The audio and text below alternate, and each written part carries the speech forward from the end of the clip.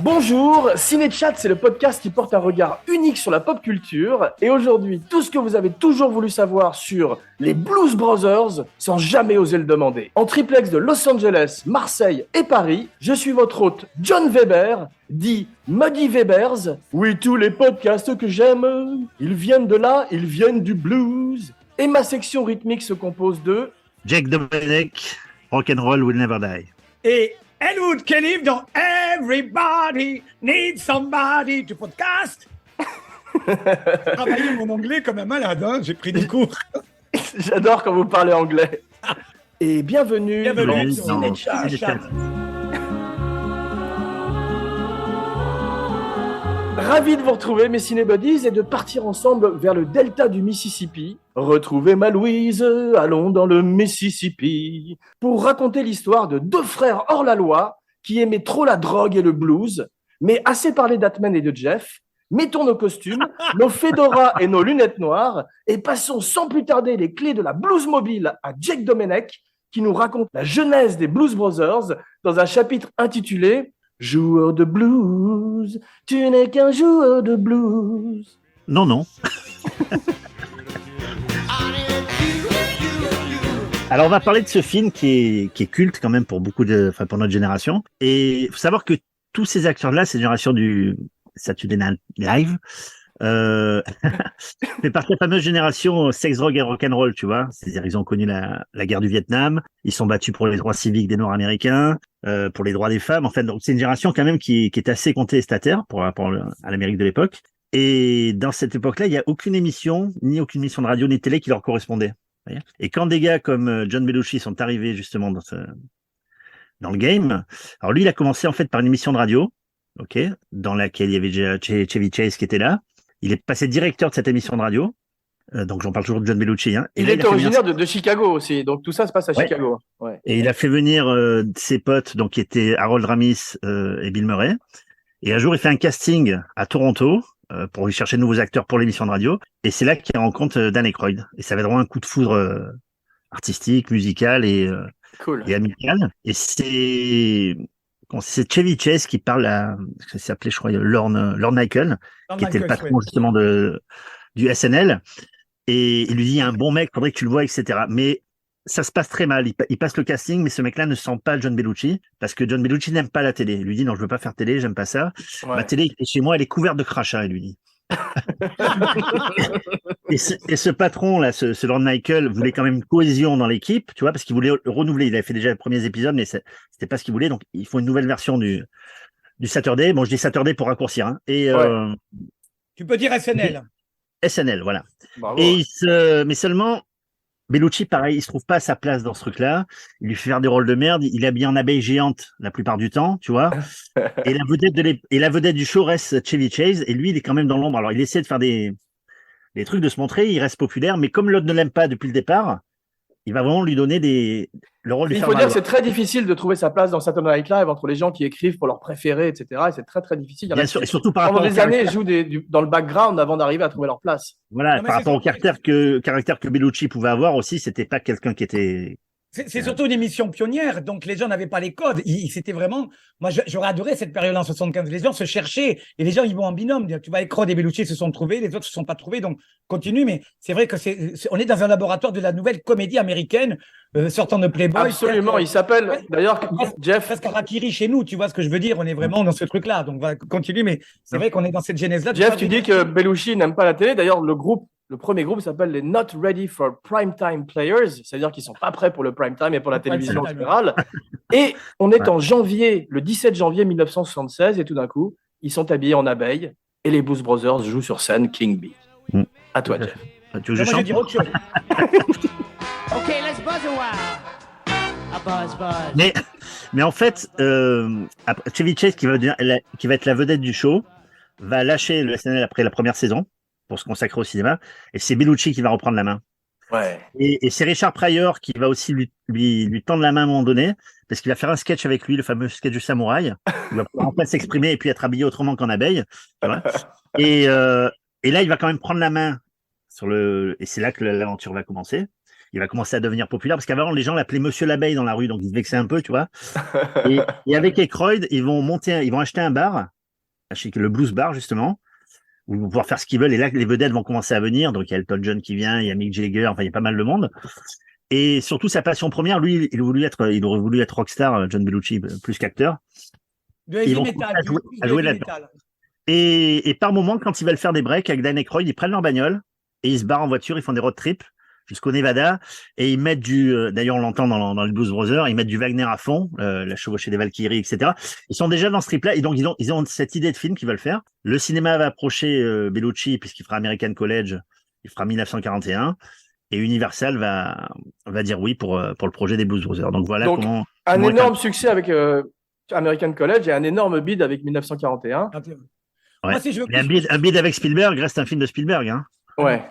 Je voudrais juste préciser, moi, par rapport au SNL, parce que si on veut parler du SNL, il faut 2 émissions, quoi. Je veux dire, c'est vraiment le laboratoire. Oui, j'ai fait court, là. Je vais pas. Mais tu as raison de faire court parce qu'on est vraiment sur les Blues Brothers. Il faut savoir que la première promotion des Blues Brothers, j'écarte Chevy Chase, elle est vraiment fabriquée par Danny Aykroyd, par John Belushi, Bill Murray, Gareth Morris, Gilles Radin, Jane Curtin. Bon, je mets ça de côté, mais c'est surtout ce qu'on a un peu perdu, mais qu'essayer d'installer les comédiens autrefois du temps de Jimmy Carson, tout ça, c'est la fabrication de personnages. On prend des personnages et après on les développe un petit peu sur le plateau et on les embarque après au cinéma. Il se trouve que les Blues Brothers chauffaient la salle apparemment avant le SNL et que porter le costume d'abeille était une punition quand on ne trouvait rien. C'était le truc qu'il fallait mettre apparemment au SNL, que c'était le bonnet d'âne en fait. Et en fait, quand eux, ils ont commencé à se chauffer et à chauffer la salle avec ce personnage de Blue Brothers, mais entièrement créé avec ses habits noirs comme des croque-morts. J'expliquerai après pourquoi ils l'ont pris après dans le film. Ils ont trouvé vraiment ces 2 personnages et tout le monde a voulu après les décliner. Donc, on a tout de suite chopé John Belushi avec cet Animal House, donc on appelle American College, titre français par rapport à American Graffiti. Ça a marché. L'Universal, c'est tout de suite, ils ont se dit, on va pas lâcher. Ça, c'est un succès surprise, Animal House. Succès de collège par les Canadiens, on va pas du tout lâcher John Belushi, on lui fait faire tout ce qui existe chez Universal.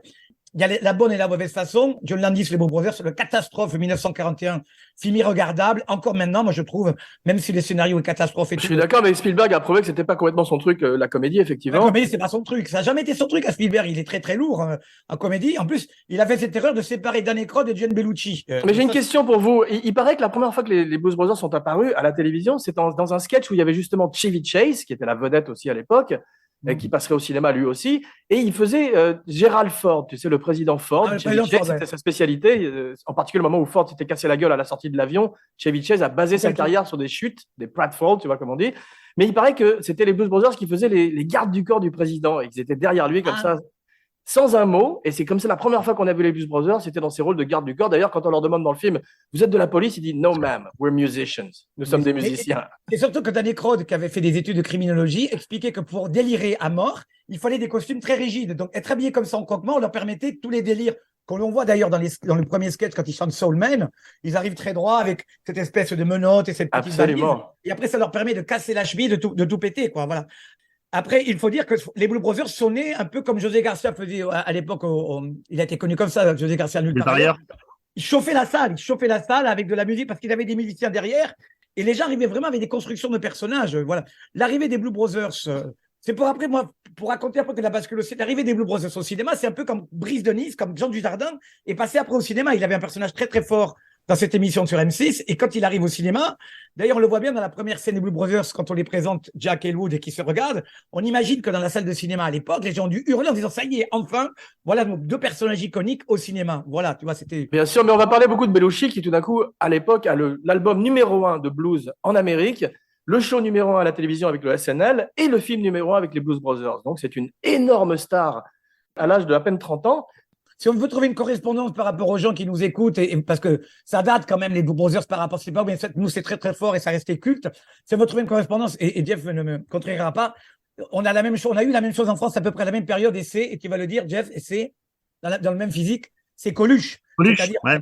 Voilà. Coluche a cette même physionomie, a cette même côté débonnaire, il accompagne le Grand Orchestre du Splendide, il crée des personnages et il va au cinéma à peu près à la même période, en 78, tu vois, avec Claude Berry, et on a à peu près cette même révolution un peu partout dans presque tous les pays du monde, même en Israël, je crois, avec Golan Globus. Il y a cette espèce de film de teenager, de récupération après le Vietnam, de ces films collégiens complètement potaches, voilà, avec quand même des petits points de vue politiques, un petit peu de boîte à sel comme ça, un petit peu de poil à gratter qui fait quand même un petit peu du bien. C'est quand même de l'humour très intelligent, même s'il est potache.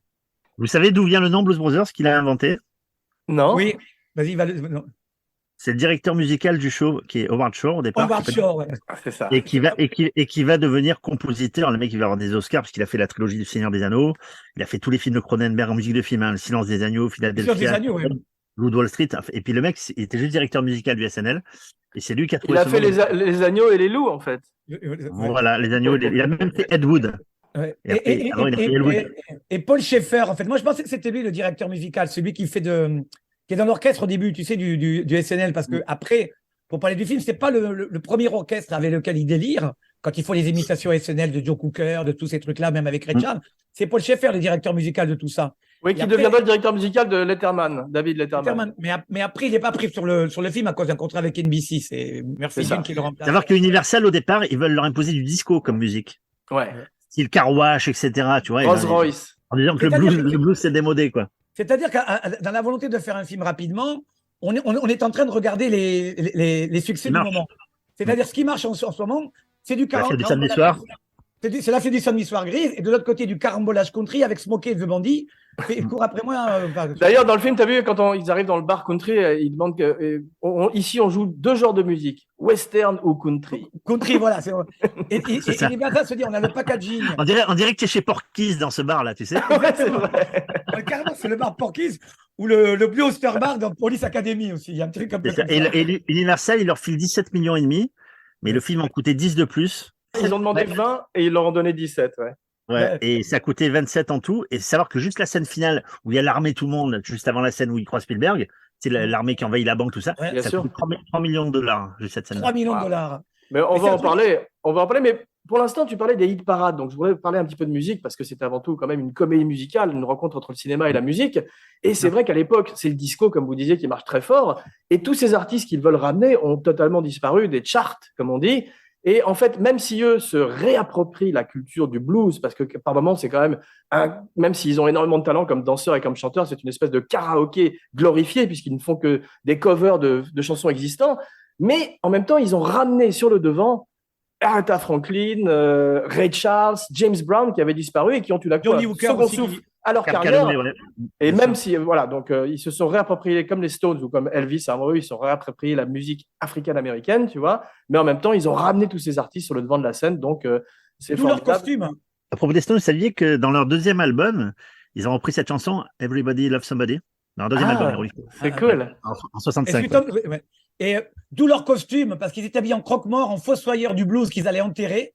C'est ce Ouais. que dit Guido Melucci. Et ils récupèrent pour un dernier tour de piste, pour un dernier requiem, ils ont Ouais. récupéré tous ces gens-là dans une période musicale où le disco était en train de tomber, parce que les Blancs américanisaient que le disco représentait une musique noire. On a commencé à l'interdire pour ramener ça. C'est toute une lutte culturelle entre l'image que l'Amérique renvoyait avec ce disco et les Noirs. Et après, il y aura dans les années 90 un retour des Noirs avec le rap, tout ça et tout. Mais cette période un peu charnière où les gens se cherchent a été une fenêtre de tir, mais vraiment très très courte pour que les Blues Brothers puissent s'insérer et rendre hommage une dernière fois à la Louisiane et au blues en passant par Chicago et New York. C'est vrai, mais ce look de croque-mort dont tu parles, tu leur enlèves le chapeau et les lunettes et c'est des réservoirs dogs tout d'un coup. Donc, il y a un côté très Exactement. moderne. Mais Ils tu avaient les pas fait le retrouves. rapprochement. Je t'avais fait un petit lien l'autre jour, Jean. C'est Georges Lautner, à chaque fois qu'il voyait les Blues Brothers, il disait, mais c'est moi qui ai inventé les Blues Brothers. Parce qu'en Ne nous fâchons pas, le premier plan du film, tu as André Pousse qui débarque avec un gars, et ils sont habillés comme les Blues Brothers, et le film date des années 60. Je me rappelle. Et Georges m'avait dit, je vais demander des dividendes, je crois. C'est très drôle. Mais laissons sans plus tarder la parole à Elwood Califf, qui nous parle du film dans un chapitre intitulé We're on a mission from Pod. Voilà. Alors, le film est une initiative de Dan Aykroyd au départ, qui lui a fait des enquêtes de criminologie, tout ça, qui a initié pour faire John Bellucci au blues, lui qui voulait faire du heavy metal. Donc, ils sont allés revoir Ned Tannen à Universal avec l'accord de Schwarzenberg et Sam Daniel. Ils sont allés prendre les producteurs de l'époque qui avaient travaillé avec John Landis, sachant que John Landis, lui, on ramène tout ce qui a marché avec National Lampoon, c'est-à-dire John Landis, Robert K. Weiss, tous les gens qui avaient fait Hamburger Film Sandwich, qui feront plus tard Top Secret, Y a-t-il un pilote dans l'avion? Toute cette génération qui a été élevée avec Mad Magazine Voilà, et Johnny c'est ça. Carson. Voilà. Et donc, tous ces gens-là rassemblent les Blue Brothers. Danny Aykroyd donne un scénario à John Landis de 380 pages, en ayant développé tous les personnages, en expliquant en fait, en cherchant les Blue Brothers, ils avaient presque écrit le film, comme tu disais si bien, Jeff, sur la route. Ils ont trouvé tout leur dialogue et leurs personnages, donc ils ont travaillé en fait leur complicité. Et surtout, Aykroyd avait jamais écrit de scénario de sa vie. il n'avait jamais écrit de scénario, mais il avait fait. D'où le côté un peu épisodique du film, effectivement, parce qu'ils sont pleins de drogue quand ils écrivent. Voilà, mais il détaillait tout. Il a même fait des fiches signalétiques. Il a parlé de l'orphelinat. Et en travaillant vraiment sur la Bible à mort, il a pu créer un personnage. Et en faisant ce recrutement des musiciens, comme Yul Brynner va chercher tous les 7 mercenaires, il s'est dit voilà, il y a une vraie histoire. En imposant au scénario, on est en mission pour Dieu. Ouais. Il y a quelque chose de christique qui fait qu'on peut tout se permettre. On peut tout péter. On peut insulter tout le monde. Il nous arrivera rien. Donc ça envoie le film dans une comédie avec, je veux dire, l'aval du pape et de l'office catholique. Voilà. Donc on peut y aller comme du malade. Le film se tourne donc en utilisant ce que je disais, c'est-à-dire les gros succès de la Universal. On prend les mêmes cascadeurs. Il y a 70 cascadeurs qui travaillent beaucoup avec une aide de Al Needham qui avait fait son caisse de bandit, Terry Leonard qui passe sous le camion dans Les Aventures Larges Perdues. On a vraiment la crème. Al Needham qui inspirait le personnage de Brad Pitt dans Il était une fois à Hollywood. Ah ouais, ça je savais pas, mais il travaillait sur La Fureur du danger aussi. Je pense que c'était lui qui voulait rendre hommage à ce film sur Burt Reynolds, qui avait un film sur les cascades. On réutilise même la route dans les Blue Brothers qu'il y a dans Smokey the Bandit. C'est ces routes qui sont un peu données à et puis cette Americana, effectivement, tu parlais du bar country, mais on a, comme c'est un road movie, on traverse l'Amérique. On traverse l'Amérique. Et tout d'un coup, le film se fait vraiment avec beaucoup de précautions parce que 1941 est sorti, c'est un énorme bide. Et on essaye justement de minimiser, le planquer un petit peu pendant le tournage de John Belushi et Dan Aykroyd, parce que le film ne doit pas arriver avec une mauvaise presse, sachant que derrière, ils ont investi beaucoup d'argent. Il y a beaucoup de retard de rush à l'époque, parce que le temps que les rushs arrivent, les gens continuent à tourner. Les producteurs sont toujours au téléphone en train de dire ça marche, vous allez voir les scènes, on a tout pété, mais ça va marcher. Et le film après sort je crois en juillet ou en décembre, je ne sais plus trop la date, et fait un véritable carton, voilà, mélangeant la musique qui rythme les cascades, en étant vraiment ce qu'on appelle un film sans numérique, en étant un film qui tout d'un coup est un film musical à tout point de vue, au niveau, parce que c'est un film musical plus qu'une comédie musicale, ce qu'on dit, parce que c'est vrai. Le film, une comédie musicale, on s'arrête pour chanter les émotions, hein, je suis amoureux, tu vois, Chichen Kelly, tout. Là, c'est vraiment oui, d'ailleurs, c'est pas mon genre préféré, la comédie musicale. J'aime énormément des comédies musicales comme Cabaret ou comme All That Jazz, qui n'en sont pas vraiment, ou comme Hair. Où la chanson accompagne en fait l'action et continue à servir dans les dialogues. Je veux dire la dramaturgie pour que ça continue. C'est pas juste on s'arrête. Comme Phantom of the Paradise aussi. Voilà, tout à fait. C'est dans un genre plus film musical, comme on l'a un petit peu dans Fame, qui était là les crues de l'époque, on l'a un petit peu dans Grise, et comme on l'a surtout dans la fête du samedi soir, qui est le gros concurrent d'Universal à l'époque avec la Paramount. Voilà. Mais Jeff, donc, dans le budget du film, il y a un budget cocaïne, ce qui nous amène à John Belushi, dont tu vas parler tout de suite, qui est un gros problème dans tous les sens. Je ne crois pas qu'il y ait un budget cocaïne. Je pense que la cocaïne est partout à l'époque, mais elle est pas. Elle est partout à l'époque, mais ce qu'il dit, c'est que dedans, comme dans certains albums de rock de l'époque, où tout d'un coup, je crois qu'il y avait Fleetwood Mac qui avait remercié leurs dealers sur la pochette d'un de leurs albums, ils faisaient quasiment partie intégrante du processus créatif. Si tu veux, comme je disais dans une émission précédente, Popeye à la même époque est co-réalisé par la cocaïne et Robert Altman. Et c'est vrai, comme tu dis, elle est partout, surtout sur les plateaux. Et là, en particulier, on va raconter les débordements de John Belushi. Et parle-nous un petit peu de John Belushi, Jeff. Alors, John Belushi, il est né un 24 janvier. C'est important, ça. Et, non, mais je dis le 24 janvier, c'est important parce que c'est le même comme jour Mimi Mati et Michel Drucker. Pas du tout. Comme Georges Lautner, mon ami Georges Lautner. Comme Sharon Tate et mon ami Rachid Ferrache. Voilà. Cool. Ah, formidable. Bravo. Voilà. Et alors, c'est un fils de migrants albanais. Alors, on a déjà parlé de lui tout à l'heure. Et Belushi, comment t'expliquer? Il a du mal à trouver sa place dans le SNL. Et comme on l'a dit tout à l'heure, c'est suite au départ de... Ouais, il vient de Second City. Tu connais Second City? Oui, bien sûr. Voilà. Il a fait une ouverte d'improvisation à Chicago. Exactement. Alors, il était batteur dans un groupe de rock. Il a fait mais Second City, c'est son café de la gare. Et c'est vrai que c'est là où c'est là Lord Michael va chercher beaucoup des acteurs de cette American. Bien sûr. Pardon, à toi. Et de 75 à 79, et donc il est au SNL, comme dit si bien notre ami Atman. Et au cinéma, il fait un film Nicholson qui s'appelle En route vers le sud.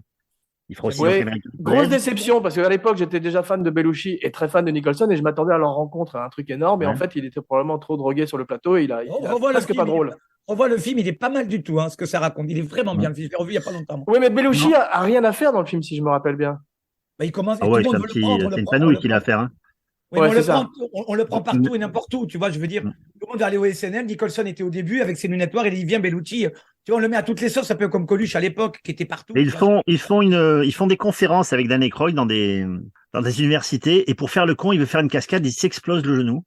Et c'est à partir de là qu'il commence à prendre des cachetons, des antidouleurs, qui vont le rendre addict, en fait. On m'a raconté aussi que le soir, à la fin du tournage, la semaine où il tournait le concert final, il y a un mec qui passe en skateboard et Belushi, qui est complètement déchiré, lui dit passe-moi ton skateboard. Il commence à faire du skateboard et il se détruit le genou, justement.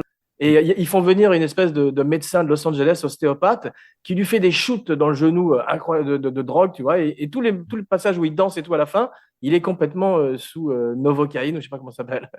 Ouais, il oui. était assez marginal. Il avait sa copine de l'époque qui arrivait à le tenir, jusqu'au jour où elle le chope en train de la tromper, donc elle se sépare de lui. Mais il y a un soir sur les Blues Brothers, il savait plus où il était parti, et il a dormi chez l'habitant. Il y a un mec qui se réveille un jour, il a John Belushi dans son canapé. Ouais, ça me rappelle, il avait fait un sketch sur Saturday Night Live qui s'appelait La chose qui ne voulait pas partir, The Thing That Wouldn't Leave. C'était l'histoire d'un mec qui s'incrustait chez les gens qui partaient jamais, comme ça. C'était Belushi. Mais surtout, ça me rappelle les anecdotes avec Depardieu et Jean Carmé qui quittent les tournages et qui s'invitent chez les gens comme ça parce que tout le monde veut faire la fête, tout le monde veut avoir une anecdote avec Belushi parce qu'à l'époque, il est extrêmement populaire, comme on l'a dit, et tout le monde lui glisse des paquets de cocaïne dans la poche, tout le monde veut fumer des joints avec lui, faire la fête, lui donner des Quaaludes, etc. Et il se retrouve effectivement souvent sur le canapé des gens après avoir dévalisé leur frigidaire. Et les gens sont fous de joie d'avoir John Belushi chez eux. Bien sûr, Bill Murray, Harold Ramis avait écrit SOS Fantôme pour lui. Ouais. Malheureusement, il n'a pas pu le faire. Non. Parce qu'il est mort dans la nuit du 5 au 6 mars, donc le fameux hôtel Le Château. On va en parler. Avant sa mort, il faut dire que John Belushi est la première grande star de la télévision qui amène une nouvelle génération de teenagers très forts. Parce qu'il était il est le copain de Blouton qu'on a tous eu en université. Donc, il est arrivé avec ce personnage très bien défini, qui a très bien compris parce que. Et comme tu disais, contre-culture.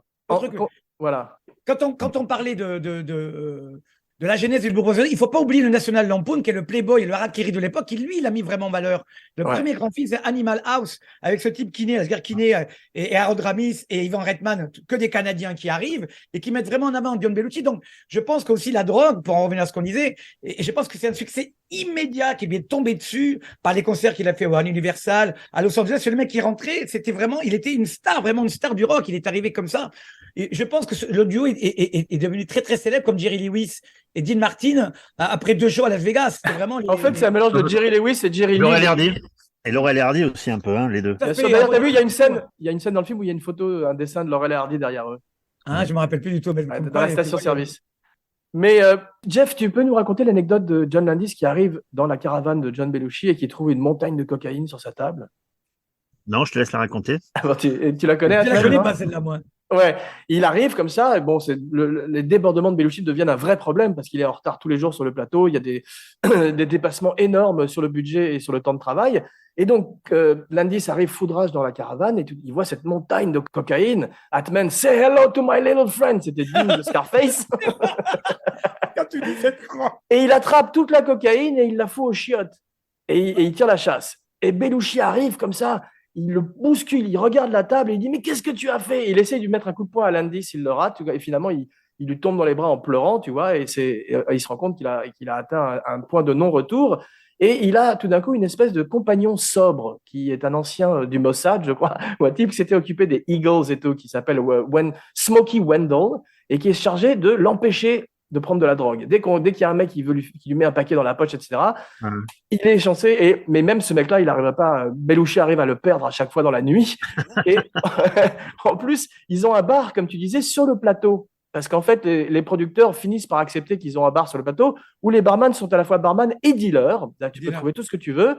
Et c'est pour que Belushi soit sur place. Donc, il arrête de partir dans la nuit et qu'on n'arrive pas à le retrouver, tu vois. J'imagine les assistants cherchant Belushi dans la nuit, tu vois. À cette époque, ils ont déjà leur bar à Chicago. Le Blues Bar est déjà ouvert pendant le C'est ça, mais ils ont un bar sur le plateau avec toutes les drogues du monde. Et Carrie Fisher disait qu'on pouvait trouver tout ce qu'on voulait à toute heure du jour et de la nuit. Mais Carrie Fisher disait que sur l'Empire contre-attaque, quand ils tournaient en Norvège avec Marc Hamill, ils disaient, on tournait l'Empire contre-attaque dans la neige en Norvège et le soir, on rentrait dans nos chambres d'hôtel, on en avait le même décor sur notre table. Elle disait ça, Carrie Fisher, c'est quand même horrible. Sex and drugs and rock and roll. Parce que ils attendaient tellement sur l'Empire contre-attaque, il paraît que c'était vraiment, tu sais, le temps correct. Mais tu vois, la morale de tout ça, c'est que la coke, c'est très mauvais, mais quand tu vois Harrison Ford, la buzz, ça conserve. Mais la bœuf, ça conserve. Moi, j'ai vu Harrison Ford à Deauville se fumer des gros pétards quand il présentait Air Force One. Et il avait toujours cette petite boucle avec d'hippie. Il se fumait des joints, mais ça, c'est. Mais la drogue. Il fréquente Ali McBeal. Faut te dire, la drogue, elle vient aussi de Nicholson, des fréquentations qu'il avait à l'époque, du National Lampoon. Il y en avait partout à l'époque. Mais tu as raison, mais Belushi dit malheureusement, j'existe quand je suis sous cocaïne. John Belushi apparaît, c'est comme Mr. Hyde apparaît quand il est sous cocaïne, tu vois, après avoir pris sa potion magique. Mais il avait dit la cocaïne m'aide à battre John Belushi. Waouh. Non, tu parlais de Jack Nicholson, on va parler aussi de Robert De Niro et Robin Williams, qui étaient dans le bungalow avec lui le soir de sa mort, mais on n'y est pas encore.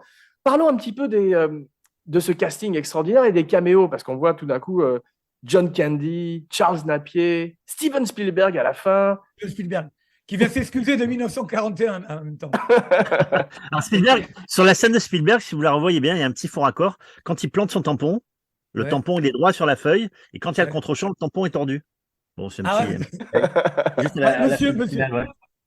Mais Spielberg, tu sens vraiment que. D'abord, il y a fait ses courses, Spielberg, sur ce film, parce qu'il a débauché Deborah Nadoulman, qui est vraiment la costumière iconique, qui a filmé les Blue Brothers, qui a filmé le blouson cuir d'Indiana Jones. Tu vois, c'est vraiment une grande costumière, parce qu'il était très, très ami avec John Landis, vraiment, à l'époque.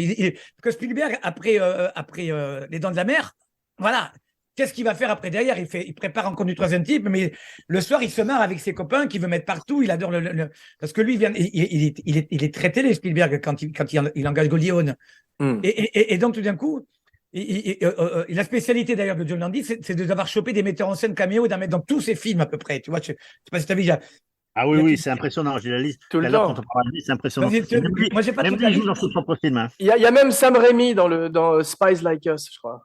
Ouais. Ah non, il en a fait un paquet. Ouais. Il y a Cronenberg, Dario Argento, notre ami Martin Brest.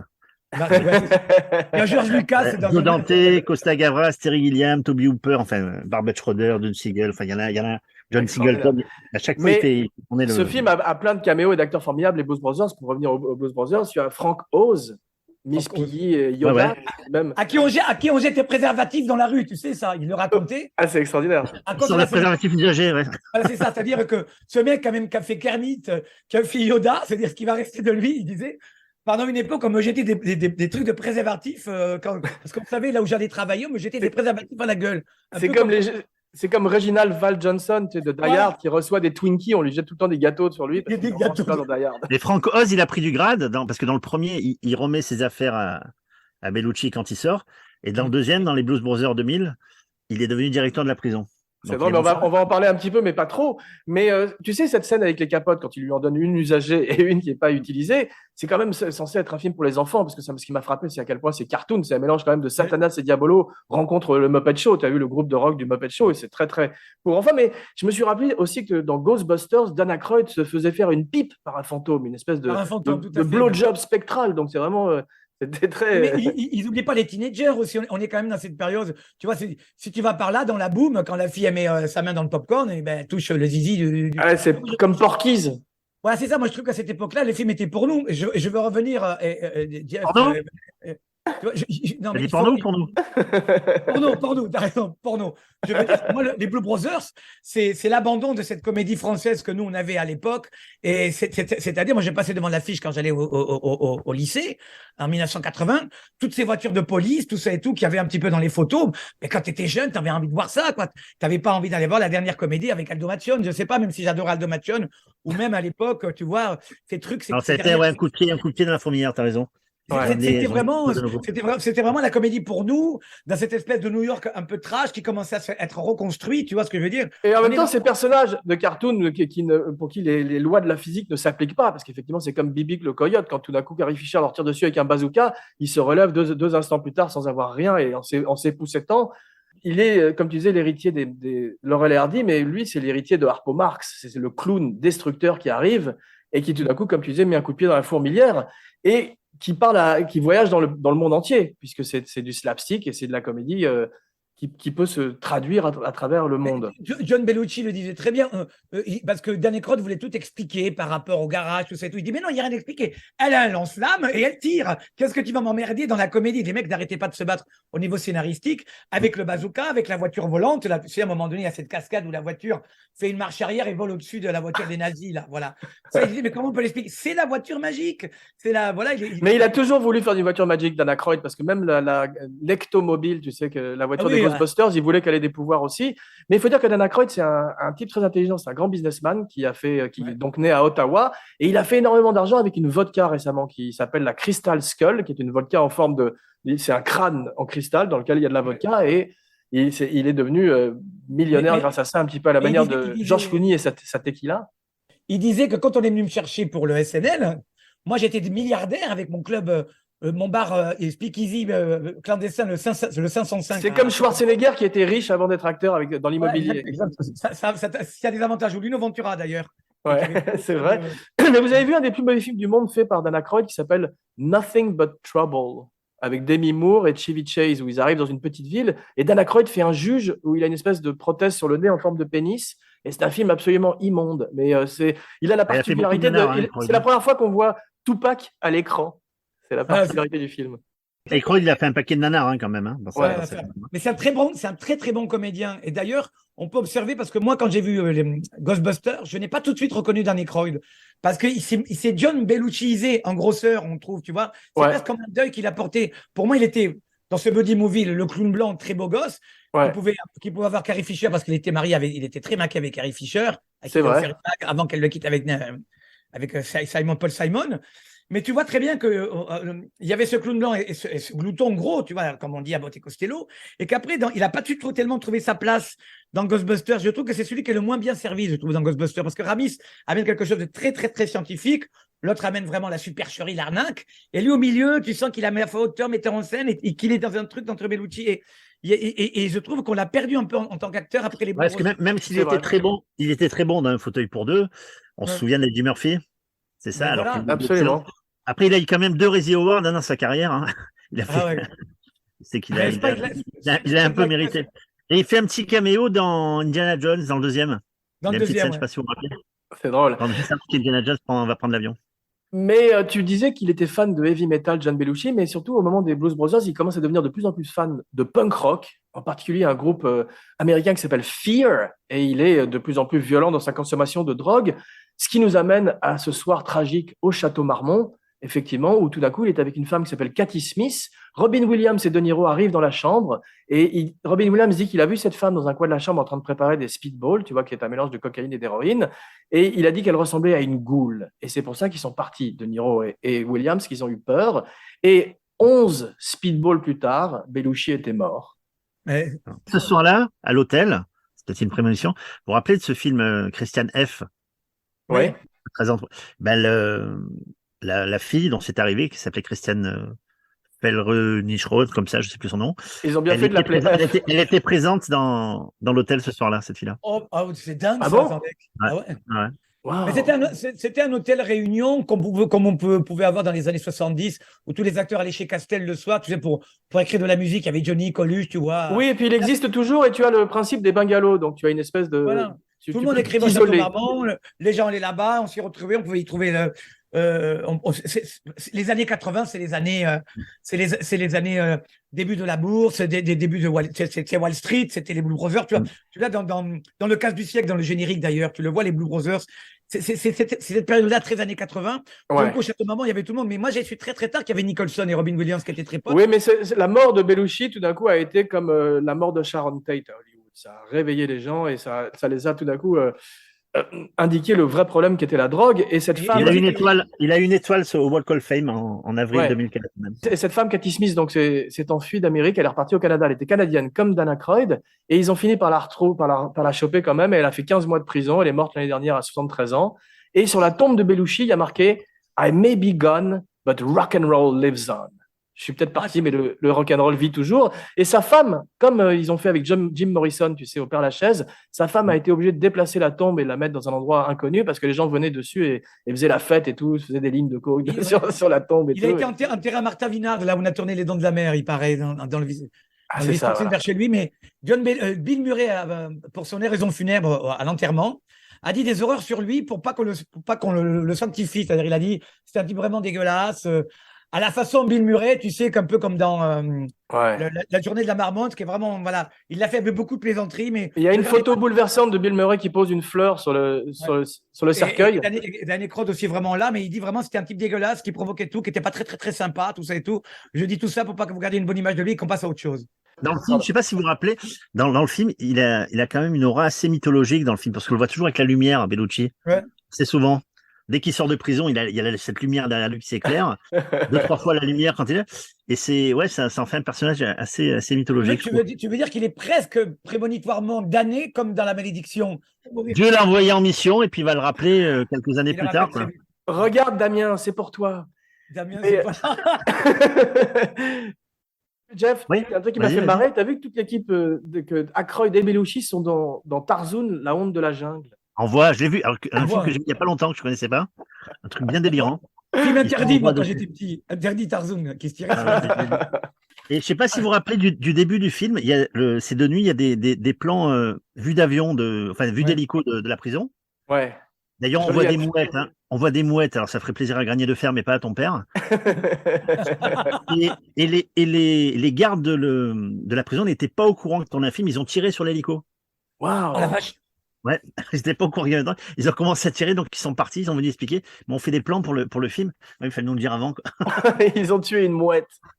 Mais il y a un journaliste qui en parle très bien du début sur Arte, mais moi j'avais à peu près la même vision. Ça ressemble au début de Blade Runner, le premier plan, avec ces cheminées qui crachent au loin. C'est vrai. C'est vrai qu'on rentre dans un film qui n'est pas forcément lancé comme une comédie. Il y a un gros plot dramatique, même Absolument. dans la déco, dans le côté low, dans le côté Chicago détruit. On est vraiment dans le côté crasseux, noir, très très Louisiane, très Alan Parker, tu vois.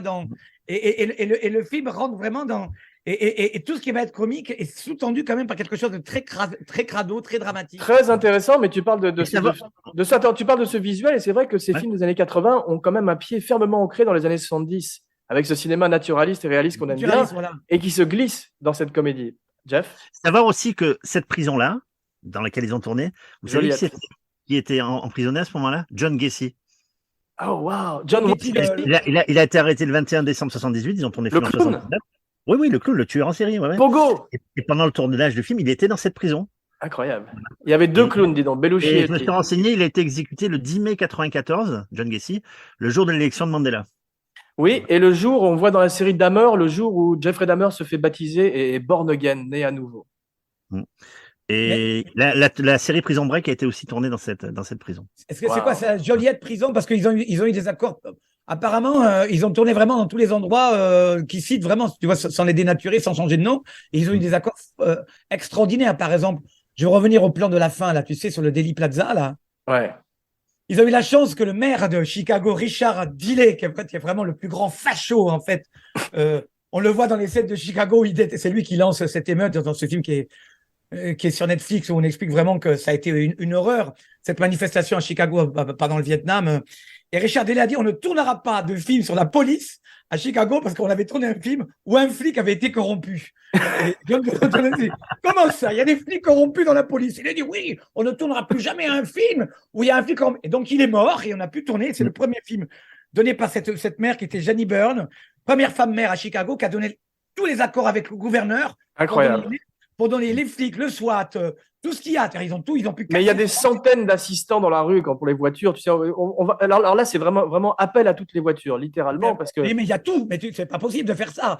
Et ce qui est incroyable, c'est que personne ne soit mort. Malheureusement, on verrait que sur Twilight Zone, l'indice cette fois-ci, la sécurité ne serait pas respectée. Mais c'est pas le même producteur. Non, et il deviendrait à juste titre un paria à Hollywood d'une certaine manière. Mais c'est quand même extraordinaire, ces poursuites de voitures, il y a un côté surenchère, effectivement, qu'on n'avait jamais vu avant, même dans les cours après moi shérif. Ouais. et qu'on reverrait 103. après dans le très mauvais. T'as vu dans Blues Brothers 2000, ils ont une voiture de Une de plus. plus. Ouais, 103 pour le premier, 104 pour le deuxième. Ah, il y a un truc de plus dans les Blue Brothers, puisqu'ils ont tourné de nuit avec le même conseiller technique que French Connection. Tu peux le remarquer Waouh. sous le tunnel, là, très technique, là, tu sais.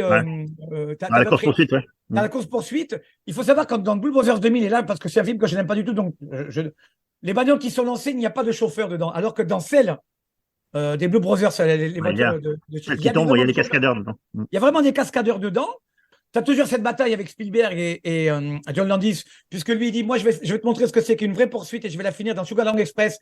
Tout cet alignement de voitures de police dans la nuit, lui, il récupère. Ouais, ça m'a fait penser à ça, effectivement. Et D'ailleurs, ça m'a fait penser aux images qu'on voyait avec O.J. Simpson aussi plus tard quand il est dans le Bronco. On est loin des escroqueries de Fast and Furious, au niveau des cascades. hein. Tout est en vrai, donc ça change tout. Tout est en vrai. Voilà. On a vraiment de la tôle cassée, les amis. On a vraiment moi, je préfère la poursuite des Blue Brothers, c'est les 3 poursuites, avec vraiment les 3 chapitres, le camion, la voiture qui rentre dans le camion avec ce John Carney qui dit, vous êtes où? On est dans un camion. Extraordinaire. Oh, John Ça, Candy c'est qui est énorme. merveilleux. Ah, John Carney qui dit, Ouais, avec ses Ray-Ban, là, ouais. Lui John aussi, Candy quel qui moyen. mourrait aussi, lui, trop jeune. Et on peut parler aussi brièvement de Chris Farley qui mourrait également comme John Belushi à 33 ans, malheureusement, et qui modellerait tout sur John Belushi, qui était un autre de mes héros. On a Ils dit ont du cette mal espèce de- de pression d'être Ouais. tout le temps on. Tu vois, ils doivent être drôles tout le temps. Et en plus, tout le monde leur donne de la drogue en permanence. C'est ce qui est arrivé aussi à Richard Pryor, qui après s'être fait brûler avec son mélange de son speedball à lui, en fait, est remonté sur scène et il a vu tous les gens et il a simplement dit I better be funny. J'ai intérêt à être drôle. Il y a aussi ce truc de Lubitsch dans ce que dit par rapport à la caractérisation des personnages et par rapport au scénario, ne jamais faciliter les personnages et les rendre vraiment pitoyables pour qu'on puisse avoir de l'empathie. Et c'est vrai que moi, une des scènes qui me fait vraiment pleurer dans les Blue Brothers, c'est cette scène de la chambre et du métro, où ils sont vraiment dans cette C'est terrible.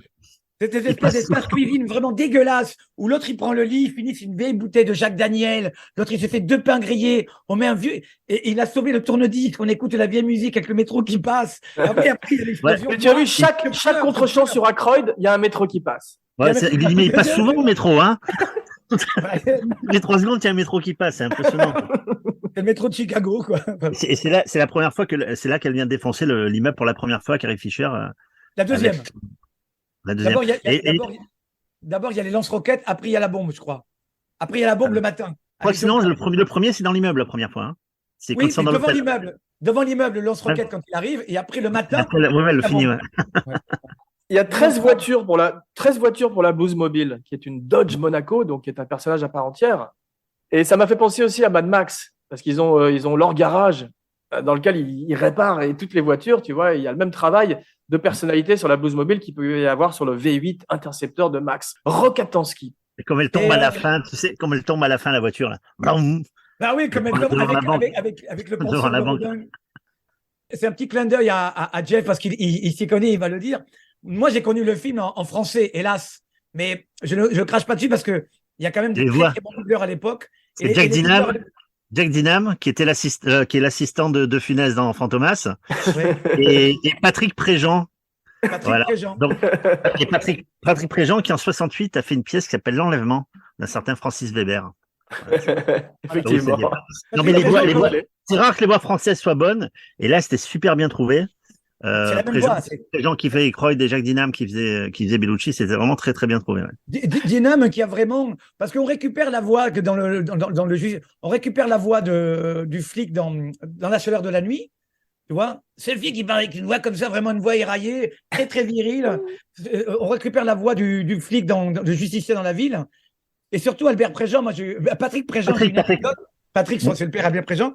Il avait une anecdote, on se foutait toujours de sa gueule en classe parce que quand on faisait l'appel, il était Patrick Préjean. Donc voilà, donc Patrick présent, moi il me l'a raconté, vous voyez, donc tout le monde se foutait de sa gueule en classe parce qu'il a cette voix surtout du petit gnome dans Il était une fois l'homme.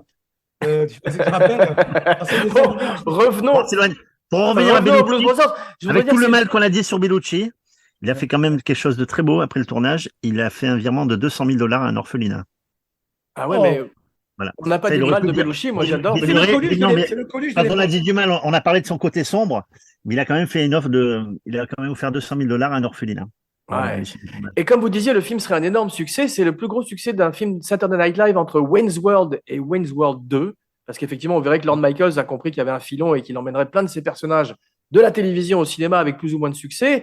Moi, j'aime bien personnellement A Night at the Roxbury avec Will Ferrell et Chris Kattan. Ouais. Mac Gruber avec Will Forte. Je sais pas si vous l'avez vu.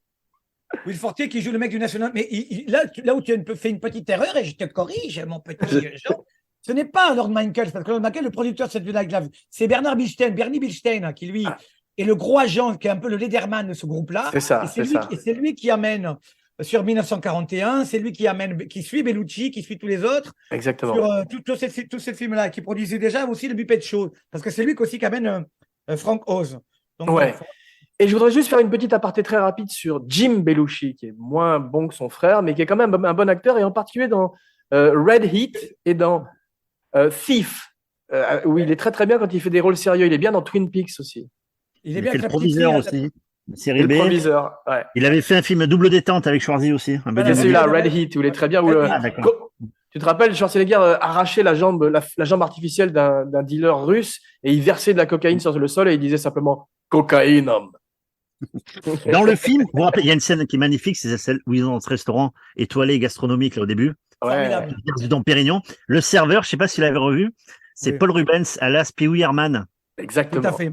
Voilà, qui a fait carrière plus tard, qui s'est fait choper dans un cinéma porno et qui a ruiné sa carrière parce qu'il s'était ébranlé dans un cinéma pornographique. Non, Mais qui est revenu et qui c'est- faisait alors, qui faisait le père du pingouin dans Batman Returns. Non, Et qui est- Alors, c'était une été superstar il a été pour les casté gamins à par une l'époque. amie de classe. Il a été casté par une amie de classe. Il se branlait dans un cinéma pornographique qui était tout à fait normal. Mais comme il avait un personnage iconique de chez Disney, enfin, Ouais. c'était pas tout à fait normal, mais c'était bon, je sais pas. Voilà. Et cette personne-là savait. C'était une amie de classe de lycée. Elle est allée chez elle. Elle a parlé à son mari. Et son mari dit, on s'en fout. Il est revenu nous voir. Non, il faut le dénoncer. Il se vante un peu trop d'avoir réussi comme ça. Et elle lui a ruiné sa carrière. C'est vraiment un truc Ouais. qui a vraiment été horrible. Il Vous a avez eu vu du qu'il y a mal la- il y a la maman de Quentin Tarantino aussi dans le film, hein. Ouais, j'ai vu Madame Tarantino. ouais. Madame Tarantino. Mais parlons un petit peu de 1980. Cette année-là, grande année de cinéma, les amis, quand même. The Shining, American Gigolo. La comédie est très très bien représentée avec Airplane, un film que j'adorais, que j'ai pas revu, mais on pourrait en faire une spéciale aussi. C'est Vendredi 13. Tu te rends compte, la même année, Shining et Vendredi 13. Deux films d'horreur très différents, mais qui, pour des raisons différentes, perdureraient. Motel Hell. Tu l'as vu ça, Jeff? Non, je Non, connais en pas. français, c'est quoi? C'est un film comme Massacre à la tronçonneuse où une bande de rednecks font des chilis con carne à base de viande humaine, c'est ça? C'est ça, pas c'est là où de la ils série B, ils enterrent des gens jusqu'au cou dans le jardin? Exactement. Très bon film que Oui, je c'est recommande ça. aujourd'hui. Tu parlais de La Boom, c'est la même année. Oui. Il y a également un autre film d'horreur que j'aime beaucoup qui s'appelle Without Warning, ou qui est l'ancêtre de Predator, où tu avais un grand extraterrestre qui venait sur Terreur Terre extraterrestre avec Jack Palance. avec Jack Palance et Martin Oui, Landau. Qui lance des petites ventouses. Voilà. Qui jetait des ventouses contre la vitre avec Martin Landau, c'est pas ce film-là? Exactement. Il jetait Attends, des ça, frisbees c'est- gluants sur les gens. Bravo. J'avais Voilà. la VHS de ça. Il jetait des frisbees avec des dents sur les gens. Il y avait l'Empire contre-attaque aussi en 80 quand même. Ouais. Et là, Cruising, il y a- dont on a parlé, Jeff. Ouais. Kagemusha. Oui. Fame, dont tu parlais, Atman. Oui. The Long Good Friday. Magnifique année de cinéma. Oh, donc, j'adore. Ouais. ouais, le cinéma d'horreur est toujours bien représenté avec Maniac de William Lustig. Drôle de Non, c'est Lustig. sorti plus tôt, le Maniac. C'est sorti en 77. Ça a été réédité. Non, 80, c'est pas le Maniac. Tu avec crois? les- Alors, c'est peut-être Maniac Cop, je vérifierai. Mais il y a aussi The Fog, grand film de Carpenter. Ouais. Bon. Et revenons sans plus tarder à nos frères de blues. Nous sommes en mission pour Dieu. La religion est très importante dans le film, comme vous avez vu. Effectivement, le Vatican recommande le film dans les films à voir. Ah bon, c'est vraiment? Vraiment, vraiment, si, parce que il parle peut-être de Capote, mais le fait qu'il soit tout au long en mission pour Dieu et qu'il y a tout d'un coup ce personnage de révérend avec James Brown qui lui font Do you see the light? Est-ce que vous voyez la lumière? Le film est baigné par la religion. Cap Calloway, qui est magnifique, leur dit il faut que vous retourniez à l'église au début. Tu vois, tout démarre par ça en fait. Mais je pense que tu peux pas éloigner le blues en fait de cette musique en fait. Exactement. Divine. Tu peux pas Exactement. l'enlever des espèces de ces chorales gospel, tu vois, qui définit bien d'ailleurs le numéro de James Brown. Encore mon anglais dégueulasse. Mais on va parler un petit peu des musiciens, je crois très rapidement, parce que ce sont eux en fait qui tout d'un Ouais. coup, par rapport au droit, ont vraiment donné leur meilleur tube à la musique. Et ça, comme tu l'as dit tout à l'heure, ça a relancé leur carrière.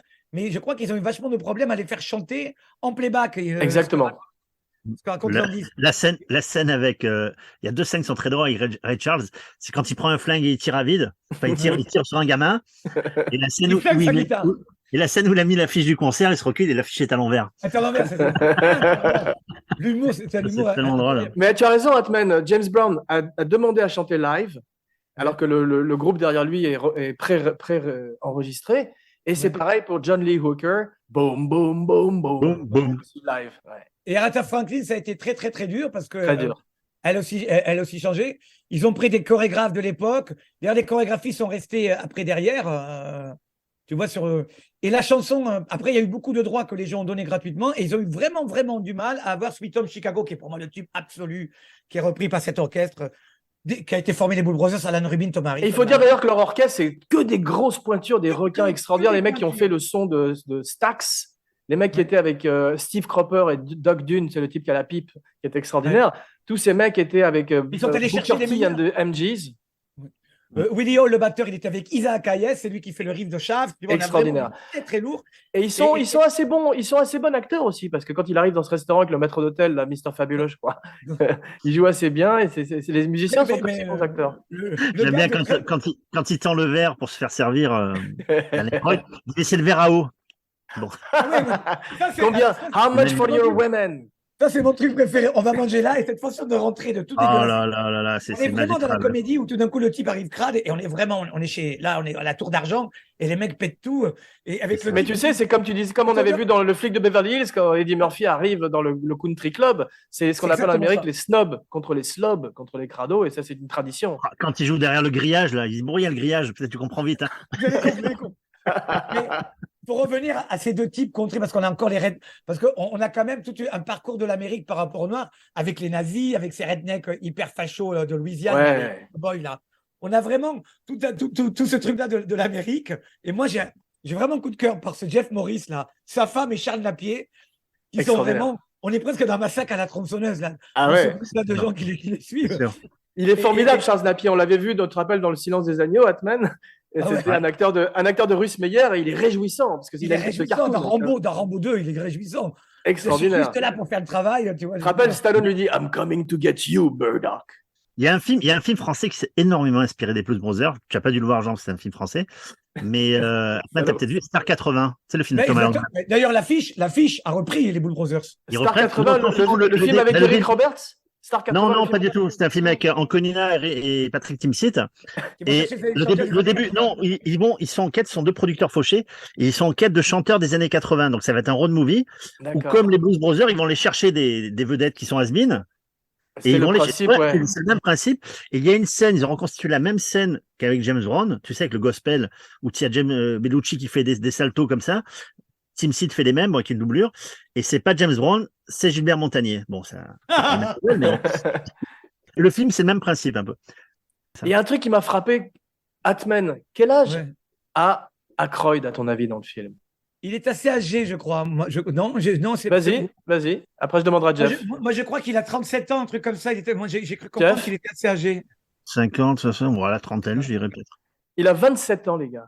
Ah bon Il a 27 ans dans le film et Belushi a 30 ans. Il mourrait 2 ans plus tard. Ah oui, bon, 3 ans ça va, plus ils tard. sont dans Ouais. les mêmes. Moi, je pensais qu'il était assez âgé parce qu'il avait déjà fait fortune. Il avait fait Non, mais ils ont l'air beaucoup plus âgés, en fait, si tu veux. Et tu sais comment est surnommé Belushi sur le plateau par les accessoiristes? Non. Le trou noir avec des lunettes noires. Parce qu'en fait, à chaque fois qu'on lui donne des lunettes, elles disparaissent. Il utilise 200 paires de lunettes par jour. Et c'est le seul à retirer ses lunettes dans le film. Ouais. Ah ouais. Quand il embrasse Carrie Fisher dans les égouts, il la laisse tomber comme une merde. Et il se sert de ses yeux comme d'une arme. T'as vu, il est extraordinaire. Et de son sourcil en particulier qui se lève. Ouais, Mais tu les le fais exécutifs bien, et les dis donc. producteurs étaient furieux qu'on voit pas les yeux des leads. Mais il y a un truc quand même qui est extraordinaire, c'est ce monologue dans le tunnel. Ouais. C'est vraiment l'expression rater une vache dans un couloir avec son ou sa calache, je sais pas, je me rappelle plus ce que c'est. Mais ce monologue où il explique j'ai pas pu venir avec la voix de Jeff Dynam, il y a une invasion de sauterelles, la terre a tremblé, ma femme est parée, j'étais enceinte. Ce truc-là où cette fille l'aime tellement. Et c'est vraiment la conne du moment, tu vois, je veux dire, c'est la fille que vraiment. Moi, quand on était jeunes, ça nous faisait rire, c'était notre humour à nous. On se le refaisait en classe, tu vois, on était fans avec un copain, hein. Même on draguait des filles en racontant les Blue Brothers. C'était le film du moment, quoi. C'était la série Mission Cléopâtre du moment, je crois, tu vois, pour des jeunes de 13 ans. C'était vraiment un film incroyable pour nous, les Blue Brothers. C'est vrai. Quand il sort à l'hôpital au début, quand il sort à l'orphelinat au début, bon, ils vont voir la bonne sœur là qui leur donne la mission. Et après, Qui était quand même une actrice, Catherine Freeman, qui joue avec Jerry Lewis. Elle est passée de Jerry Lewis aux Blues Brothers quand même. Ouais. il y a Cap Calloway donc qui vient les chercher et qui les amène au sous-sol.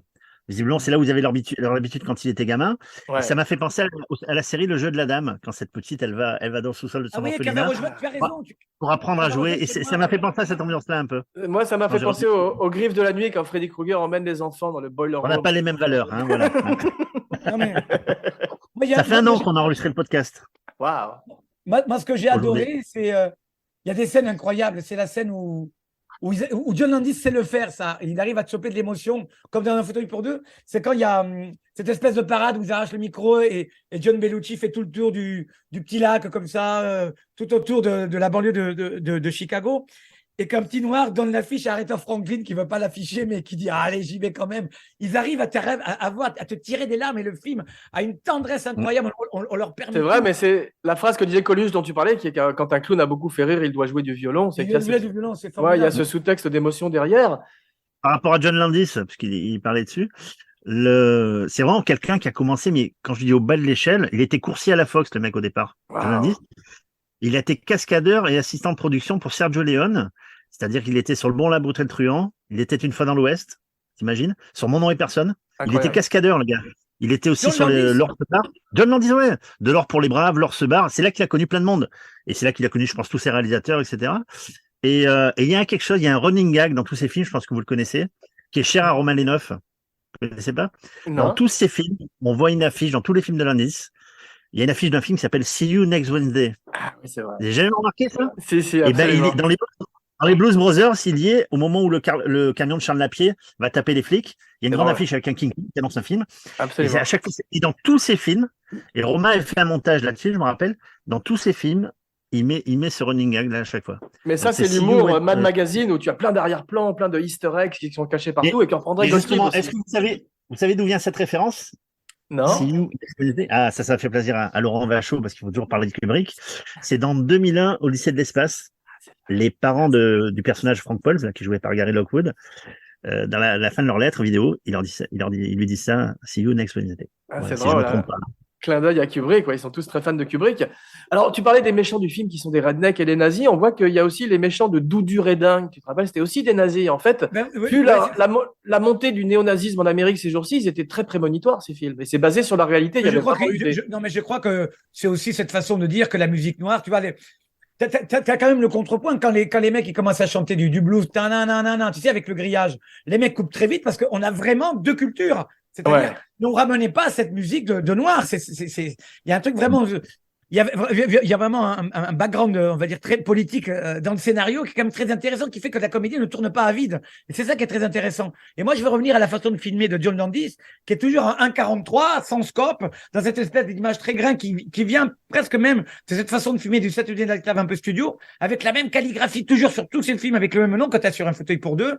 George Folsey Jr., tu vois, on a toujours ce côté plus près, on n'est presque pas dans le cinéma, on est presque dans ce côté, il aime bien filmer tu l'as vraiment dans Un Prince à New York, quand il va vraiment dans le côté crado de New York, dans le côté, et moi j'aime bien ça chez John Landis. Il met beaucoup de réalité dans ses comédies, bizarrement.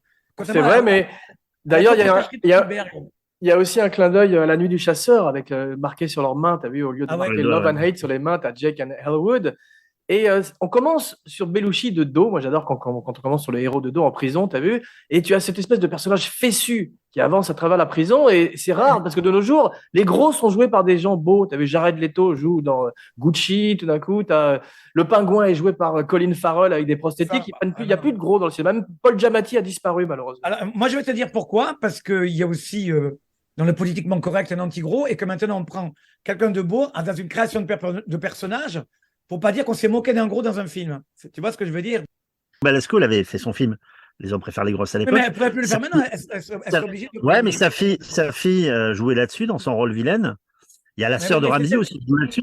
La sœur de Ramsey qui a fait un film qui s'appelle Énorme, je crois. Bon, qui est pas... Oui, mais c'est elle qui l'assume, c'est elle qui les écrive. Quand c'est elle Mais qui ça les rappelle, il m'a fait penser à Jackie Gleason ou Fatih Arbuckle, tu sais, qui sont ces traditions d'acteurs qui avaient du poids et qui étaient à la fois extrêmement physiques.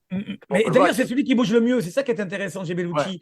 Ouais. Et en revoyant un petit peu, en travaillant un tout petit peu, j'ai revu beaucoup de choses de Bellucci, dont son imitation de Marlon Brando. Il a vraiment un côté Brando dans le visage, si on le regarde bien. Il est beau, il y a des moments où il est beau un même. côté Brando à la fin de sa vie, genre Parce que Brando, à la fin de sa vie, c'était John Belushi qui aurait mangé épicé, quoi. Tu vois, Mais tu sais, dans l'arnaqueur, dans l'arnaqueur, tu as J'ai Paul épicé. Newman, t'as Paul Newman qui regarde Jackie Gleason et qui dit à George C. Scott, regarde, il bouge comme un danseur.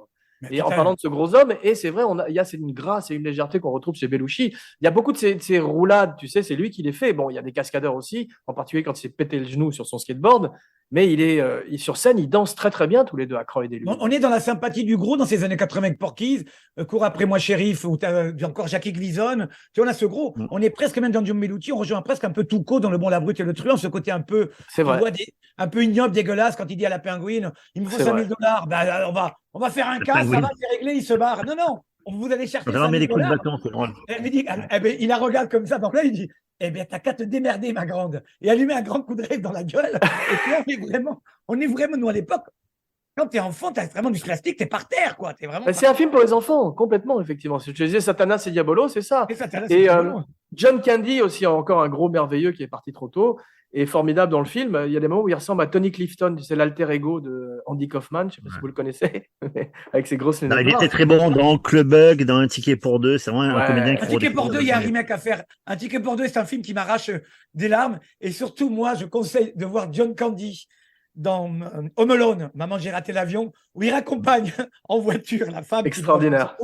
Où il a un orchestre de polka. De polka. Et ils sont dans la bagnole, dans l'arrêt du camion. Ils jouent, attends, excuse-moi, ils jouent de la polka. Et on a oublié à quel point la polka, c'est. Et il vient d'un autre grand groupe qui s'appelle le SCTV, tu sais, au Canada. Il y avait également Le Canadien, ouais. Harold Ramis. Il recrutait vraiment.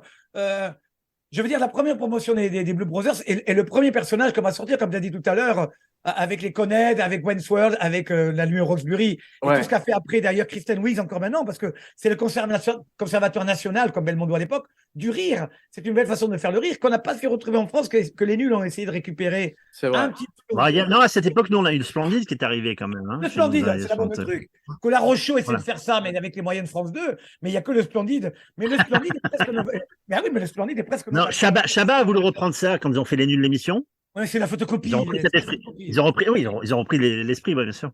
Ils ont repris les sketchs. Il y a presque du plagiat. Ils étaient invités par Don Michaels, je veux dire, envoyés par Canal+, Farouja me l'a raconté. Et moi, je te dis, il y a des sketchs où John Belushi, par exemple, sort des toilettes habillé en Superman en disant « J'ai lâché une pêche, ne rentrez pas parce que j'ai lâché une pêche à la Superman ». Moi, j'ai revu le même sketch. Après, derrière, je dis « Attendez, les gars, maintenant, il y aurait le net. Tu as eu ce même plagiat, cette espèce C'est vrai. d'Alali qu'il y a eu, là, il y a quelques années, surtout les comiques qui avaient repris mot pour mot certains stand-up. C'était ça à l'époque, parce que… Tu as raison. On travaille sur les VHS, maintenant, voilà, tu aurais maintenant vraiment un copyright sur lequel tu ne peux plus toucher. Hein. Ouais. Mais il mélange l'humour et la musique. Et moi, je pensais que c'était un truc qui était difficile à faire, mais c'est vrai qu'on verrait avec Weird Al Yankovic, les Flight of the Conchords. Il y a un groupe que j'adore qui est Tenacious D. Vous connaissez ce groupe avec Jack Black? ouais, Jack Black ils aurait ont fait fait un un très film bon là, Belushi. avec le médiateur magique là. Voilà, Jack Black est une espèce effectivement d'héritier de Belushi et qui est magnifique sur scène. On Il joue comprend du pas métal. moi, quand j'ai fait School of Rock, j'ai dit, mais pourquoi John Belushi, pourquoi ils font pas? Parce que je ne vais pas revenir sur le Blues Brothers 2000 qui C'est une catastrophe. Hein. est une catastrophe. Je me rappelle à Cannes, Guillaume Oui, parce que Durand- Belushi est mort et qu'ils l'ont remplacé par John Goodman. Et que Mais c'est la même histoire, mais en pire. En plus, Ouais. il te manque le. Je sais pas, mais tout est fake. Tout est fake. On dirait un concert à la House of Blues, mais vraiment raté, avec pas les bons standards. Et en plus, il y a un enfant dedans, ce qui est terrible quand même. C'est terrible. Ils essaient Non, de mais en reprendre, plus- ils essaient de reprendre les running gags du premier, tu vois, Ouais. la montre est cassée, tu vois, les mêmes trucs. Les bagnoles, mais non, Comme ils disent en charme anglais, trop peu, trop tard. Non, mais Mais en plus, c'est n'importe Ouais. quoi. Ouais. En plus, je trouve que tous les chanteurs ressemblent à tous ces mafieux dans Les Affranchis. Tu sais, quand il y a eu le casse avec De Niro, ils arrivent tous à te défourrir et que De Niro va les frapper. Mais t'as gaspillé le pognon, mais on t'avait dit, tu sais, oh, mais qu'est-ce que t'as acheté là? J'ai acheté une Cadillac. C'est pareil. Tu retrouves Matt Murphy, tu retrouves Aretha Franklin, ils ont tous les fourris, ils ont tous réussi. Donc le film alors que dans le 1, ils étaient vraiment à la strada. Mais le look des Blues Là, Brothers. dans le deuxième, ils ont rajouté Clapton, B.B. King et Isaac Hayes. Waouh. Mais, et John Goodman, ils auraient dû en faire un John Belushi. De rajouter Joe Morton, que j'adore, et tout ça. Avec... Je sais Non, pas, mais c'est- c'était une mauvaise idée. Et il continue à tourner d'ailleurs de nos jours avec Jim Belushi qui remplace John. Mais leur look me fait penser beaucoup aussi aux Men in Black. C'est dingue, ouais, mais je crois que c'est un look neutre, à mon avis. C'est Ils un n'ont pas de départ, chapeau, les Men in Black. C'est vrai. Tu vois, par exemple, pour revenir, moi, une des scènes que je préfère, c'est celle de Respect, tu vois, qui est tourné magnifiquement, et tu vois vraiment qu'Aretha Franklin a la grosse tâche. Les gens sont vraiment pas vraiment, tu vois, ils sont pas du tout accommodés. On les montre tels quels. C'est vrai. Et donc dans ce truc-là, l'état des personnages colle vraiment à la musique, à ce qu'ils racontent. Tu vois, je veux dire, on n'est pas dans un blues luxueux, on est dans un blues rugueux. Absolument, mais c'est ces films des années 70, effectivement, qui sont plus proches de On Bob est presque dans les Fosse. décors de ce film, Le Policeman, tu sais, avec Paul Newman. C'est Ouais. quand il court, voilà, on est dans ces décors-là, et le film a vraiment. Absolument, absolument. C'est dommage, Mais- c'est dommage. Vous avez remarqué l'hommage à Psychose? J'avais oublié. C'est quand Non. Belushi s'écrase dans l'escalier dans sa chaise. C'est exactement le même plan que quand Martin Balsam est assassiné Balsam, par Ouais. Madame. Je ne sais pas d'ailleurs, je ne sais pas quel cascadeur a fait ça. Ouais, c'est beau. Parce qu'il y a pas, mais attends, il descend avec des espèces de sièges. Mais à là. propos de cascadeurs, vous avez vu, on n'a pas parlé de cette scène dans le supermarché quand même, où tu as ces voitures qui commencent à détruire un Incroyable, véritable. Voilà, ça c'est Ah. quand même incroyable. C'est à partir de cette scène-là qu'ils ont rajouté 10 millions de dollars. Hein, Ouais. de plus. C'était un truc qui était plus utilisé, c'est un peu Français zombie, un peu, tu sais, Exactement, centre exactement. commercial qui était laissé à l'abandon. Mais ça Ils l'ont n'existe plus les centres réaménagé commerciaux. réaménagé pour le film. Ouais, ça existe beaucoup Ah. moins. C'était une culture très, très importante dans les années 80. Quand tu parlais Les de malls, ils appelaient les malls, des trucs comme ça. Mais Ouais. ça, on voit ça dans Commando Mais, aussi, où Schwarzenegger, tu sais, est dans un mall comme Je ça. pense que vous avez l'anecdote sur ce mall-là. On leur a donné vraiment toute une franchise de tous les produits. Ouais. Kermit, la dernière Oldsmobile, les batteries, les musiques, les guitares, les chaussures, les Ils sacs. ont sont beaucoup. Et ils ont dit, tout ce que vous cassez, vous allez le payer. Ce que vous cassez pas, quand on est de coup, vous nous le rendez. Mais en tout cas, ça fera de la pub. Et en fait, il y a eu de la fauche, énormément de fauche. Ils avaient Ouais. mis des gardes. Et en fait, c'était les gardes qui volaient. C'est ça. Et ils ont été obligés d'engager des gardes pour garder les Pour gardes. surveiller les gardes. Voilà. C'est d'où le budget qui est devenu complètement fou. Mais il y a un plan, quand la voiture rentre à fond, dans le premier plan, vous voulez Miss Swiggy, là. Quand la voiture rentre à fond, vraiment, il faut avoir des cascadeurs. Tu sens vraiment que John Landis joue déjà avec le feu. Ouais, Avec ses comédiens, ses cascadeurs, moi je la ferais pas celle-là. Il y a des trucs, ça absolument. passe à ras, quoi. C'est vraiment. C'est terrible, c'est incroyable. C'est un petit peu comme dans French Connection, effectivement, où on se demande comment il n'y a pas eu plus de casse. Mais pour venir définitivement à la scène de Twilight Zone, là, de la quatrième, n'allez pas sur le net regarder l'accident parce qu'il existe avec Wow. Vic Morrow et les deux enfants. Vic N'allez Morrow. pas Ouais. parce que moi c'est traumatisant à regarder cet accident d'hélicoptère. Bah, elle est dans le film, hein, de toute façon. Hein. Oui, elle est dans le film, mais là tu vois vraiment la patte. Enfin, Ouais, mais vas vraiment, c'est du Et snuff. John Landis, il a eu d'autres soucis. Il a eu d'autres soucis derrière. Avec Michael Jackson, il avait tourné, bon, entre autres, le magnifique film Clip Thriller.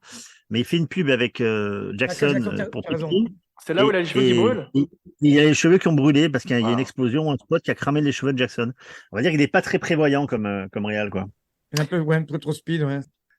Je trouve qu'ils ont piqué une idée à Francis, hein, la scène de la cabine téléphonique qui part en l'air, là. Ça, c'est Ouais. un peu piqué dans le magnifique, hein. Francis, tu nous écoutes, il y a les droits à gratter, hein. Il y a aussi beaucoup de musique, si on entend bien, il y a beaucoup de musique en fond dans la voiture qui sont aussi des tubes qu'ils ont remaniés. Il y a un autre Soulman, il y a plein de trucs. Ils avaient sorti un deuxième disque de tubes. Il y a eu les 3 plus grosses ventes de blues, c'est ces disques-là, ils partent au monde. Hein. 3 millions pour le premier qui était sorti. Ouais. Et il y a d'autres musiques à l'intérieur qu'ils ont repris qui sont incroyables. Ils sont allés vraiment chercher des choses et sans le doigt à Danny Croth, qui était un fou de ça d'ailleurs. Un énorme foot blues et qui a converti Belushi, effectivement. Et il filme les locaux. Tu as vu, il y a beaucoup de gens de Chicago, de l'Illinois et tout, et ça donne une vérité, comme quand Spielberg filme les gens d'Amityville pour Jaws, c'est-à-dire, ou comme quand les frères Cohen filment les gens de Fargo, tu vois. C'est que tout d'un coup, tu as une vérité à l'écran qu'on n'aurait pas avec des figurants. Mais non, mais Sergio Leone disait cette phrase extraordinaire quand il tournait une fois en Amérique. Il disait, ce qui est intéressant, quand vous mettez des figurants ou vous prenez des gens dans la rue, vous savez, le petit œilleton pour regarder, vous dites, tiens, toi, tu seras dans le film. Il disait, tous les habitants aux États-Unis sont des acteurs. Les gens ont cette vraie culture du discours d'anniversaire. C'est vraiment tous des acteurs. Il n'y a pas un mec qui va dire, oh, mais non, je ne le fais pas, je suis timide, comme tu peux trouver en France. C'est pour ça que dans le premier plan, tu étais une fois dans Le Parrain ou dans une fois Amérique, quand tu vois le premier plan sur le bateau, tu peux t'arrêter sur chaque figurant, tu peux commencer une histoire sur chaque personne. Là-bas, ils sont vraiment férus du jeu. C'est ça qui est intéressant. Quand on dit que les musiciens des Blue Brothers sont des comédiens, parce qu'ils sont sur scène, les mecs. Ils chantent, ils font des ladvis entre les trucs. Évidemment qu'ils sont comédiens. Absolument. Tu as vu le batteur de Isaac Hayes, il joue super bien quand il demande « Where's my money ?» Give me my money, motherfucker. Il est très bon. Mais Jeff, tu sais à quoi ça m'a fait penser quand ils sont chez les Rednecks et qu'ils jouent la Rollin', Rollin'. Et ça m'a fait penser à un film d'horreur qui s'appelle Green Room avec Anton Yelchin. Tu l'as pas vu, ça? Ouais, je l'ai vu. C'est un film assez récent, quoi. Assez récent, avec Patrick Stewart qui joue un méchant, un nazi aussi. Et c'est un peu la même ambiance. D'un coup, ils arrivent chez des gens, mais sauf que là, c'est la version film d'horreur. Et je le recommande aujourd'hui. C'est un très, très bon film. Je chante trop Wide, le western de Ouais, De Clint Eastwood. Ride. Le générique de Ride, il chante derrière le grillage, là, ouais. Mais on se demande ce qu'ils ont chanté pendant toute l'heure où ils ont bu, bon, je sais pas combien de bières. Pour $300 de bière, ils ont.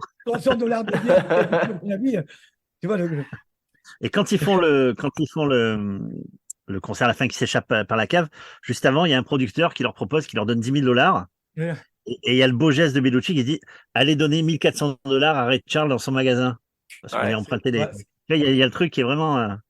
Il y a l'histoire de la musique, une dernière fois pour en revenir. C'est Cab Calloway, avec sa tronche de Fernandel, qui reprend Mimi the Mucha, qui chantait au Cotton Club dans les années 20. Et il s'est dit, bon, ma musique est un peu vieillotte parce que tous les autres, il savait qu'il faisait du rhythm and blues, qui était encore à la mode parce que c'était rythmé. Mais lui, avec son Mimi the Mucha, il a voulu être un petit peu à la page. Alors, il a demandé une version plus disco, plus funk. Et John Landis dit, non, on veut la vraie version de l'époque. Il a râlé, le mec. Donc, il est revenu avec des arrangements, mais vraiment très. Non, des arrangements de Mimi the Mucha très funky. Presque électro, qui était vraiment dégueulasse. Il lui dit, mais c'est vraiment pour, je te demande un truc génial. Et il lui a fait un truc génial en une prise, Cab Calloway. Et comme tous ces cabots, Cab Calloway a dit, mais alors, tu as trouvé ça comment? Ben, génial, ben, tu veux un truc génial, la prochaine fois, demande-le, quoi. C'est vraiment des gens, ils sont vraiment, voilà. Ils sont trouillards une dernière fois de revenir et comme des vieux cabots à qui on redemande vraiment de refaire un dernier. Mais il est formidable, Cab Calloway, quand il marche sur la scène, tu sais, quand il chante Minnie the Moocher, il marche comme un macro, on appelle ça le pimp walk, et c'est très moderne, ça aussi, il est extraordinaire. Moi, ma phrase préférée est celle de Murphy Dune, quand il dit « Vous connaissez Mimi the Mucha ?» Non, je connais Mimi Lazzola, c'est une pute de la Louisiane. Non, Mimi the Mucha, la chanson. Je connais Lulu la Nantaise. C'est Lulu la Nantaise, exactement. Cette phrase m'a tué. Voilà. Ça m'a fait penser à Lulu la Nantaise. Ouais. Voilà. Le coup de l'American Express, là aussi, de John Bellucci qui dit « Bon, on a discuté avec les musiciens. Ouais, dans la voiture. Oui, j'ai l'American Express dans la bagnole. Le chèque, j'ai la signature, faut que j'y aille. Voilà, et tu as le mec qui attend, ouais, c'est impressionnant ça. On rigole tout seul, ça m'a fait kiffer marrer. Mais la fin, quand il y a l'armée, quand il y a les flics, etc., on se croirait quasiment dans un film de Godzilla. T'as vu, il y a une telle débauche de moyens. Ouais, et tu as une chorégraphie aussi dans la rue, tous les gens qui dansent. Ouais, vraiment, c'est pour ça que la scène a coûté 3 millions, hein, c'est pas pour rien, quoi. Et t'as vu tous les mecs de SWAT Team qui font hot, hot, hot, hot, hot. Mais... On croirait les Martiens dans Mars Attack. C'est... Exactement. Ouais. Mais tu vois, tu as un making-of où tu as le mec là, d'Universal, cette dernière, le mec qui pleure parce qu'il y a un bordel, et tu as l'autre micro, John Landis, assaut, tous les mecs, refais-le. Les mecs se roulent par deux. En fait, ils ridiculisent les flics qui viennent partout. Et je ne sais pas où est la caméra dans le plan avec Spielberg, parce que tous ces fusils là, cette espèce de Game of Thrones de fusils là, à la fin, je ne sais pas où est placée la caméra, comment on a dû faire rentrer les gens, c'est un truc de malade.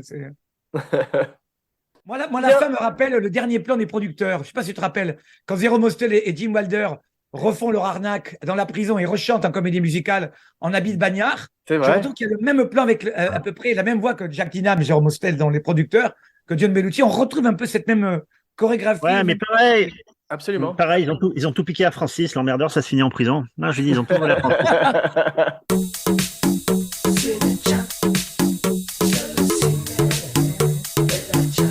Bien, mes cinébuddies, merci pour ce voyage dans l'Illinois. Je hais les nazis de l'Illinois. Vous fûtes des musicos hors pair. Je suis très heureux d'avoir jammé avec vous. Et nous voici frères de blues. Rendez-vous dans quelques jours avec 2 autres musiciens, mais qui s'habillent en femmes, eux, pour échapper à la mafia. J'en dirai pas plus. Et en attendant, n'oubliez pas de liker, de partager, de follower, de commenter et de vous abonner partout où l'on écoute des podcasts, plus une bonne critique et 5 étoiles sur iTunes, c'est important pour aider le show. Et surtout, n'oubliez pas de souscrire à la chaîne Abracadapod sur YouTube avec les fantastiques vidéos de Romain Lenoff. Et maintenant, il y a 160 km d'ici à Chicago, nous avons un réservoir plein d'essence, un demi-paquet de cigarettes, il fait noir et nous portons des lunettes noires. En route. En route.